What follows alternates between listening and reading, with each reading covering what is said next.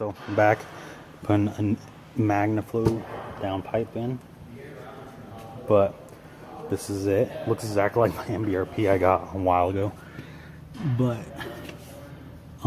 so far I've taken the liner off, and I am taking the downpipe off. I put it on the hoist, so it's a lot easier than being on your knees. But so far I've just taken the clamp off. Okay, sorry about that.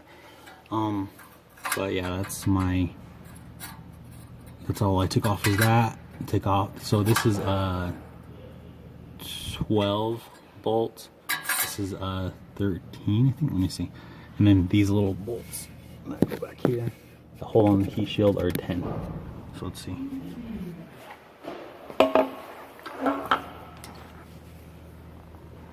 So this is, no, it's a 15 on the big bolt, and then 11 on the downpipe V clamp, or the clamp, and then this is a 10 millimeter for the heat shield. So, and get one of these because it's a pain if you don't have one of these.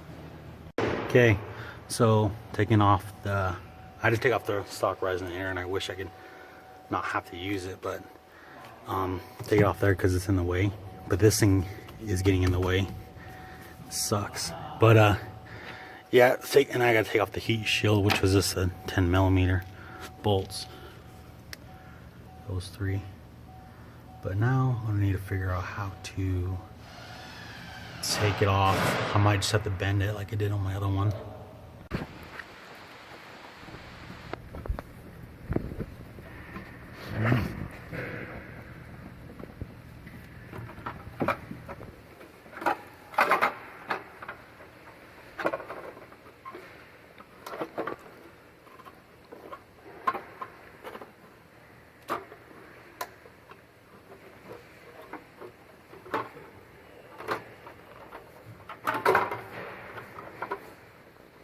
So you're just replacing that, right?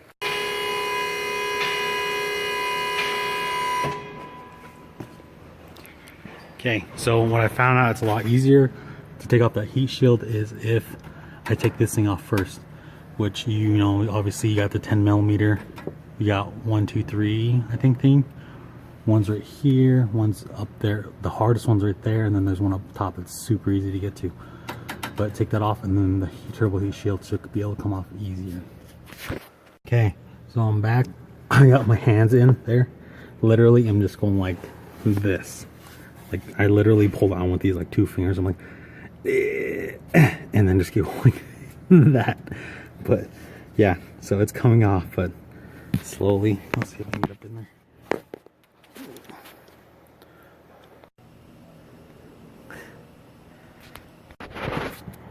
Right. Let's see. Oh, crap. I don't know if I can. Literally right there. These things are a lifesaver. Get the freaking tiny ratcheting 10 millimeter wrenches, because it would save your life.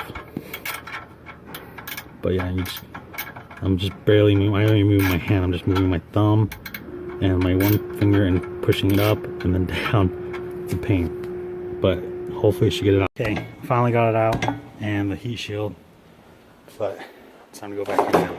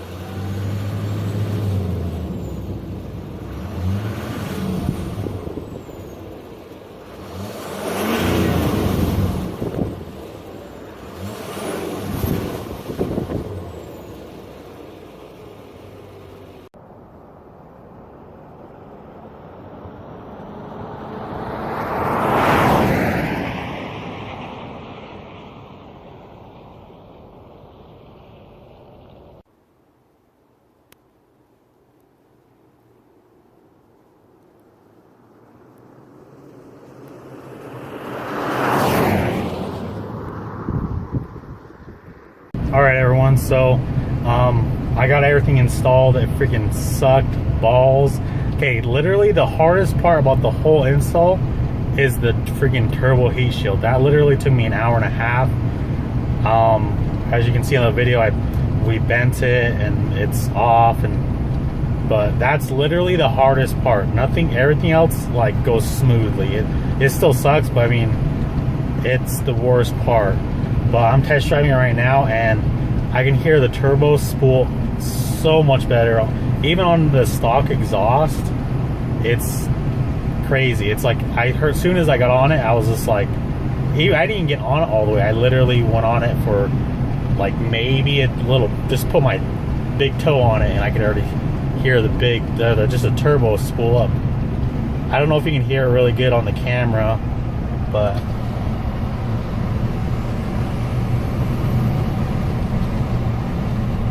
I don't know. You still can't hear it on the camera, but just take my word for it. I mean, I was kind of, when I got to the point where I was doing when I was putting the downpipe, hooking it back onto the stock exhaust, I was kind of worried and scared that it wasn't going to work out. But man, it worked. So, but there's a little exhaust leak a little bit, but nothing too bad. But once I get my exhaust, it'll go on a lot smoother. But man, it's a lot worth it. It kicks up, man. You can hear it spool better.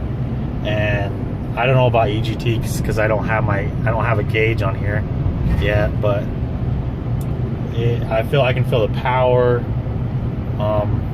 It's just a lot better. But I would recommend doing it, even if you have it. Even though it sucks, it saves you a lot of money, because I'm pretty sure a lot of people, like diesel installers, just like regular shops, will charge you a ton, and there's a reason why. Just like I told you in my first video. Yeah, but you